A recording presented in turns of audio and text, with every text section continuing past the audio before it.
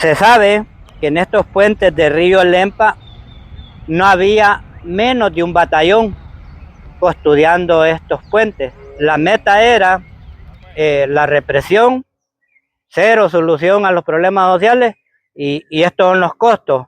Para contestado, amigos, a los cuatro que cada vez que saca un material solo saca el puente y los postes. Para que eso no se dé, no debe de haber guerra, amigos.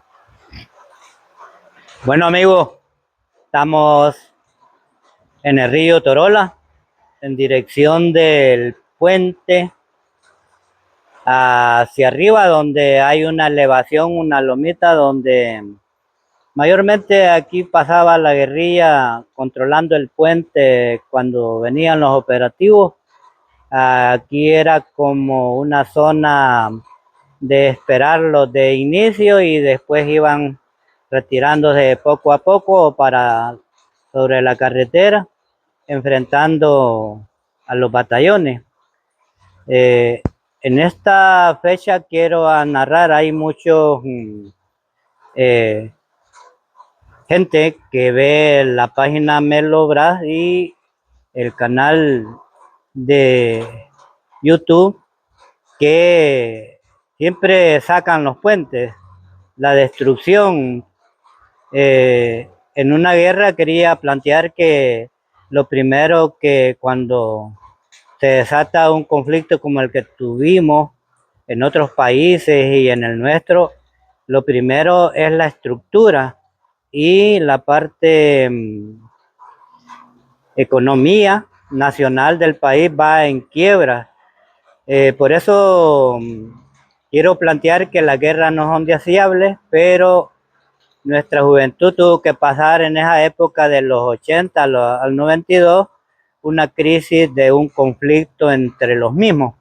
Entonces, para no llegar a un momento crítico de que ya éramos pobres y al llegar a una guerra de esa mensidad en la que estuvimos, era más crítico porque venía de consigo la destrucción a ambos lados.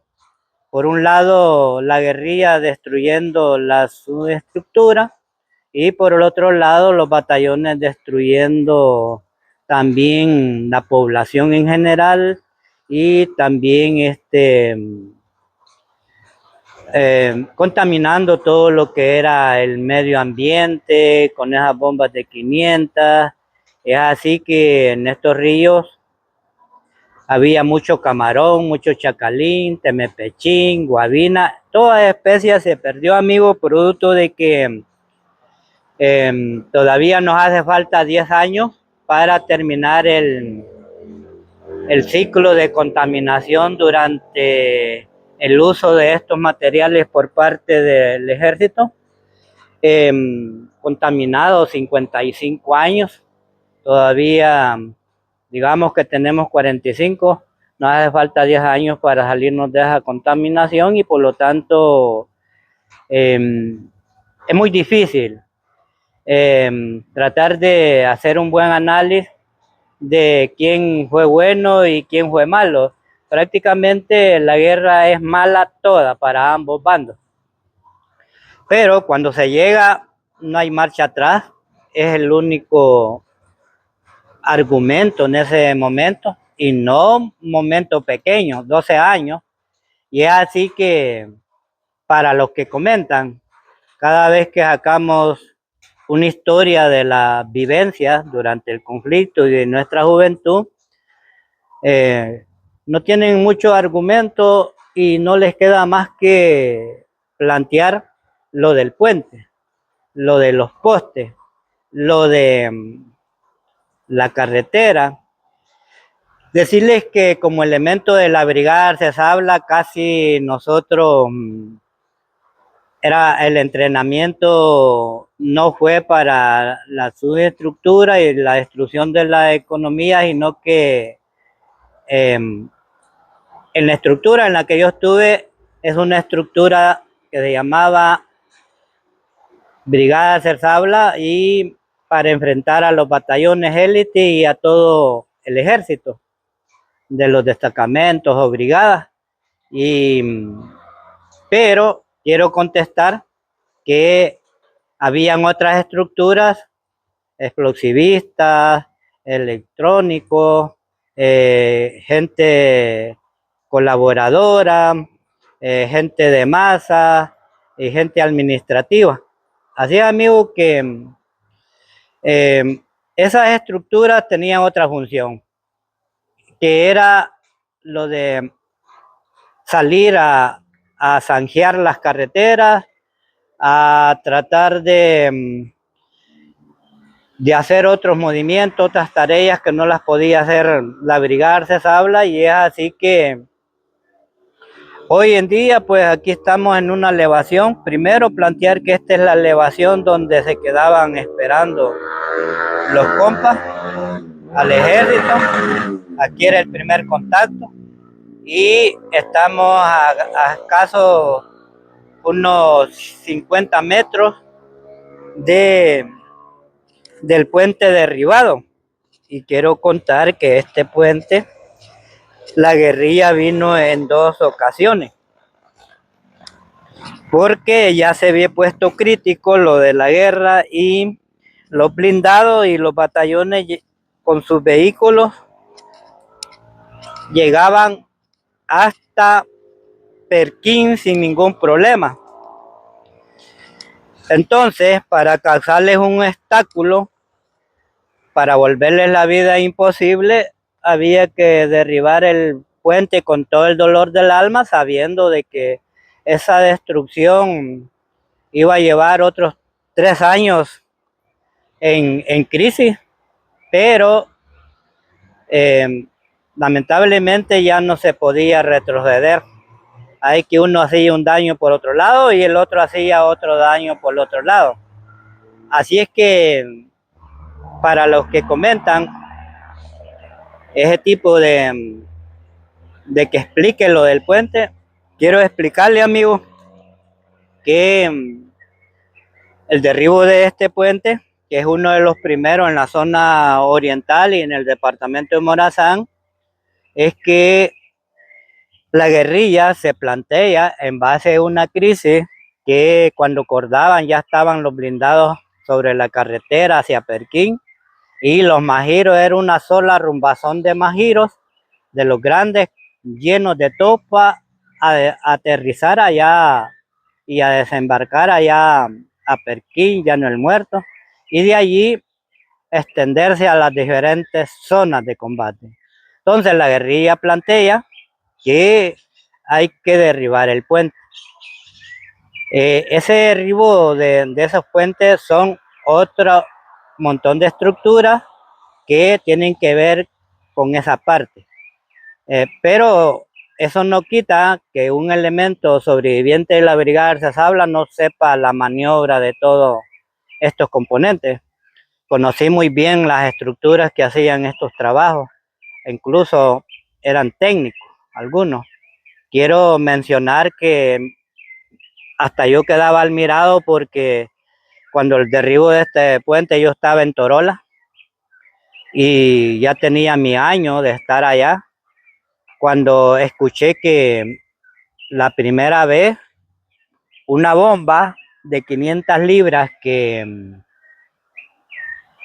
había arrojado un A-37 en el desvío del Barrial, yendo para el Guanijiquil, Cantón Cerro Pando, Mianguera Morazán, El Salvador, no reventó.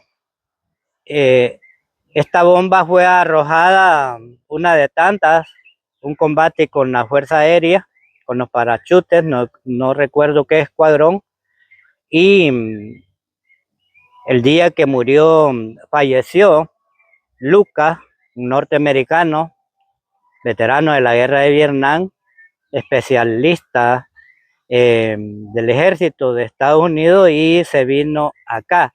Ese día que falleció, hay una bomba de las tantas que tiraron que cayó a 100 metros de donde yo estaba.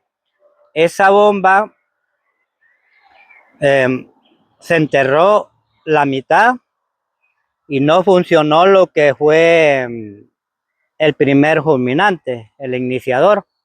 Traen uno de reserva que a la hora de un problema, el mismo golpe activa el de reserva.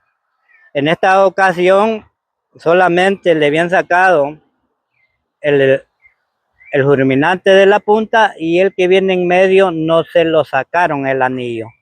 Hay que venía con el seguro y como falla el primero, el segundo no se activa porque todavía viene con un seguro. No, en la ligereza o algo así, no le sacaron el segundo seguro. Hay que esa bomba, los especialistas en esto, en explosivos, la sacan y la transforman. Y el segundo dispositivo estaba perfecto y entonces trataron de adaptarle un fulminante eléctrico reforzado a la bomba y la trajeron acá en primera ocasión. Se llevaron toda la noche colocándosela al puente y cuando vienen con la extensión a donde yo estoy ubicado aquí exactamente, hay unos 150, 200 metros del puente antiguo y no funcionó, amigo. Y cuando no funcionó, la tuvieron que retirar y, y poner el lomo de nuevo y después a un caballo de nuevamente para llevársela para sus talleres y allá con el tiempo íbamos cargando con el mismo problema de los blindados, de las tanquetas.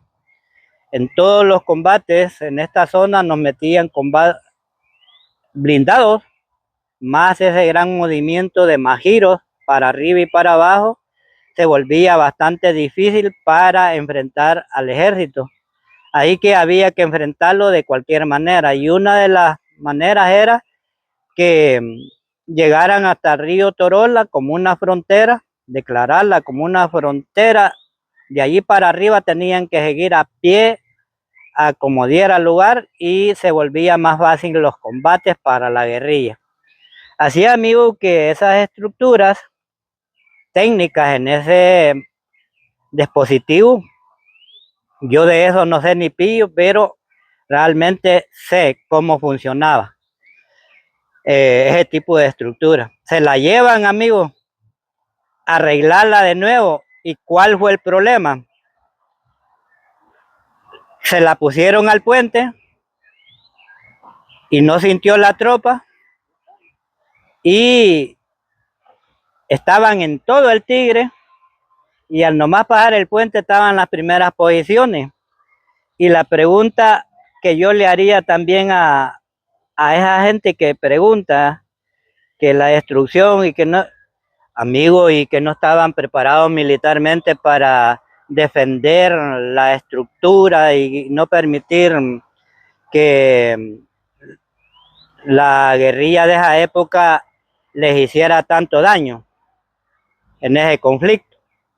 Y porque la pregunta es, ¿qué estaban haciendo esas posiciones a escaso 60 metros del puente al otro lado y a menos de 200 el Tigre con unas 50 y metralladoras de 60 y cañones y no impidieron, incluso no funcionó el dispositivo y tuvieron que desarmarlo? Son movimientos paralelos que no están en la planificación y realmente podía ser un peligro. No tuvieron peligro cuando la armaron y se la colocaron. Es una suerte porque no fueron detectados. Pero el otro segundo peligro es cuando no funciona y hay que irla a sacar entre todos. ¿Creen ustedes que andarían poquitos para mover a de 500 libras? No, es de analizar punto por punto ese tipo de cosas, que anda mucha gente metido en estos volados. Cuando hay una guerra, todo el mundo colabora, ya sea en un bando, sea en el otro, y hay gente, estructuras que se preparan para eso y otros para otra cosa. Quiero decir que el gran peligro es que la van a sacar de nuevo y se la llevan, amigos, y el ejército brillando por su ausencia. ¿Sería que estaban dormidos los centinelas? ¿O sería que se hacían los papos?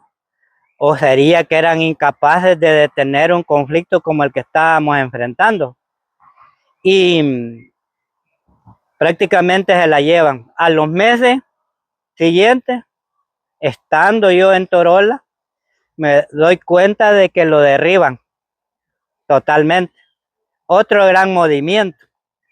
Traen la de 500, otra vez se la colocan al puente y ellos estaban en el lugar. Incluso algunos se asustaron con ese gran bombazo que no se atinaba si es que bien arrancado todo el tigre o qué pasó, porque según cuentan los que participaron, tembló toda el área. Significa que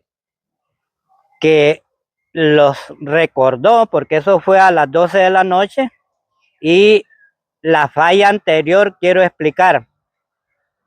La extensión era a 200 metros, era un sistema eléctrico con dos dispositivos. Si fallaba uno, se activaba el otro, tenía que entrar la señal a los dos y cualquiera de los dos tenía que iniciar para explotar lo que era la bomba. Lo que pasó es que a 200 metros estaba la extensión y se trajo una batería. Esto porque yo lo investigué poco a poco, porque también me admiró que cómo trabajaron esa parte y en un área tan complicada, supervisada por los comandos o de San Francisco Gotera o de la Unión o de la Tercera, independientemente de quién haya estado. Pero su responsabilidad era no permitir ese tipo de cosas para mostrar que eran capaces de detener cualquier intento, porque para eso son preparados. Entonces la pregunta es que, ¿qué estaban haciendo? Porque prácticamente lo levantó para arriba y era tan enorme, porque es de los primeros puentes japoneses, una estructura muy fuerte, no cualquier puente, y aún así la arrancó esa de 500 y cuando está clarita el agua, ahí está todo el cacaste de toda la armadurilla. Ahora es historia lo que es el antiguo puente. Están los dos muros, tanto uno al lado de Ocicala, el otro que está al lado de Mianguera le han hecho una casita como un kiosco, un mirador también al mismo tiempo y una tienda a este lado también que cualquiera puede venir a vender cualquier producto. Ahora es como turismo prácticamente. Entonces, lo que pasó es que la batería que andaban no era capaz de ese dispositivo. Era una batería de un Isuzu de 9 toneladas. No despegó, amigos, a ese sistema.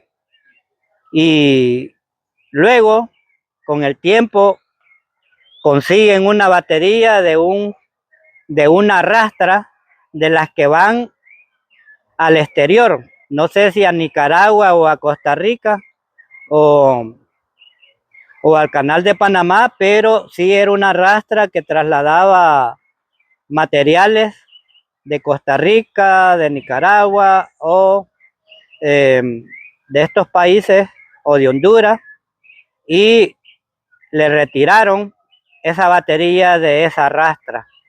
Esa sí ya era enorme y la traen, amigos, y cuando la guerrilla logró tener esa batería de una rastra, que su transporte era internacional para estos países de Costa Rica, la traen, amigos, y la vuelven a traer, pero estaba lleno de tropa el Tigre y la banda del Río al otro lado. Y a unos 60 metros, nomás pasar el puente, estaban las primeras centinelas. Y la vuelven a traer y la vuelven a colocar, amigos, y le colocan esa batería de esa tal rastra internacional y entra la señal y hace explotar esta de 500 que me cayó como a unos 100 metros en la época de la batalla con un escuadrón de la Fuerza Aérea cuando murió Lucas Internacional. Entonces, amigo, es así que lo hacen volar y hoy está en el asiento de la posa. Pero quiero decirle, amigo, y si había tropa al otro lado y no poder impedir esos movimientos y permitir que esta estructura fuera volada, es su responsabilidad, camarada. Y si vamos a las otras estructuras, como de puentes más importantes en el EMPA, también sucedió lo mismo, amigo. Se sabe que en estos puentes de Río Lempa no había menos de un batallón custodiando estos puentes. Muchos patrullajes al contorno y echándole la vaca. Había tropa de varios departamentos a ambos lados y aún así también permitieron que fueran volados, habiendo un batallón mezclado de guardias, policías, soldados de San Vicente, soldados de Cojute, soldados de la tercera brigada a este lado, con 2 puestos de mando, uno a este lado para el lado de San Miguel, un puesto de mando nomás pasar a la zona de San Vicente, o sea, mucha tropa, un batallón custodiando estas estructuras. Esa es una. Esa guerrilla, para poder llegar a Río Lempa, tuvo que caminar no menos de 15 días en de Perquín hasta Río Lempa. Quiere decir que iban avanzando de municipio a municipio, terreno tras terreno, y hasta llegar a San Miguel, de San Miguel darle hasta Lempa, amigo, y esa incapacidad de ver controlado ese gran movimiento, porque no era uno, caballos, mulas, yeguas, cargadas de explosivos, gente pobladora, milicianos, colaboradores de la población, más como 300 de la brigada de Sabla. Quiere decir que es un movimiento no clandestino, es un movimiento espantoso, y ese tamaño puede ser detectado igual que el ejército. Ese gran ruidaje del ejército y ese gran volumen de medios y de gentío eran detectados rápido. En el caso de la brigada de Sabla, que iba a las posiciones de los militares, no al puente, porque no habían ni pillo de estructura, ni mucho menos de explosivos. Su onda era combatir puestos de mando y a la tropa, sacarlos del lugar o capturarlos en el lugar. Es así, amigo, que cada quien tenía una función, y ese gran movimiento para mí como combatiente era espantoso. En de Perquín, pelotón tras pelotón, población incorporándose milicianos, sacando las bestias y que las prestaran para llevar todos estos cargamentos. Bueno, y esa incapacidad de controlar los territorios, ¿qué habría pasado en esa época? Así, amigo, que también es responsable porque usted no cumplía y no evitaba que estos fueran volados. Y si la otra parte, en las guerras del mundo, lo primero que se destruye es la economía, ya estaba jodida, y en guerra se destruye todo, amigo, y pasan 35 años para volver a reactivar después de un conflicto, más años para volverlo a reactivar. Por eso la guerra no es necesaria, ni es posible y ni es buena. Son angurrosas a ambos lados. Problemas cometen unos en aras de salvarse y problemas cometen los otros en aras de salvarse. Y es así, amigos, que todos somos responsables de lo que nos pasó, hasta el Estado Mayor, amigos, porque podía haber resolvido este conflicto negociando con las partes, que era lo que querían. Si era tierra, hubieran verificado si había alguna tierra estatal para repartirles, y si era crédito, arreglar con algún banco para volverle la vida más mejor en los créditos, o vivienda, si el problema era vivienda, arreglar con la estructura de vivienda los fondos para que le hagan la casita, y si no tenía terreno, pues darle la posibilidad del terreno. Había, amigos, que hubieron miles de formas para no llegar a la guerra, pero como la meta era la represión, cero solución a los problemas sociales, y estos son los costos. Para contestado, amigos, a los 4 que cada vez que saca un material, solo saca el puente y los postes. Para que eso no se dé, no debe de haber guerra, amigos, no es necesario. Pero si hay guerra, ténganlo seguro que lo que se va a destruir es más de lo que ya está destruido, en aras de avanzar.